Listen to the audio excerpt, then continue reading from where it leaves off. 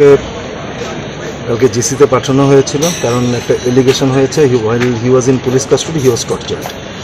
তাই কালকে জেসিতে রেখে আজকে মেডিকেল এক্সামিনেশনের পরে ওকে প্রডিউস করা হয়। মেডিকেল এক্সামিনেশন রিপোর্ট এসেছে, সে ডাক্তারের কাছে বলেছে যে সে টয়লেটে গিয়ে পড়ে গেছে, সো হি সাস্টেইনড ইনজুরিস। সুতরাং তাদের এলিগেশনটা টোটালি ফলস। আপনারা কি যে আর এটাই আমরা সাবমিশন করলাম।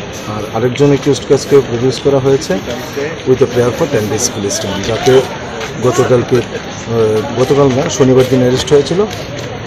রবিবার দিন ওকে এই লোকাল রায়গঞ্জে প্রডিউস করা হয়েছিল ম্যাজিস্ট্রেটে, আজ এখানে প্রডিউস করা হয়েছে। ওনাকে 10 দিনের চেয়ে তোলা 10 দিনের পুলিশ রিমান্ডের প্রেয়ার করা হয়েছে। আর আকাশকে কি আকাশকে তো গতদিনই আমাদের পুলিশ রিমান্ডের প্রেয়ার ছিল, সেটা তো ছিল গতদিনে পুলিশ রিমান্ডের প্রেয়ারটা রিজার্ভ রেখেছিল, because there is an allegation he was assaulted while he was in police custody. আকাশকে কত দিনের চেয়ে ওটা আমরা আকাশকে 6 দিনের চেয়েছি। রাকেশ বর্মন, রাজেশ বর্মনকে ভাই, ছোট ভাই। ও মানে কি এটার সঙ্গে ইনভলভ ছিল? Directly involved. He was present in the PO at the time of commission of offence. Thank you.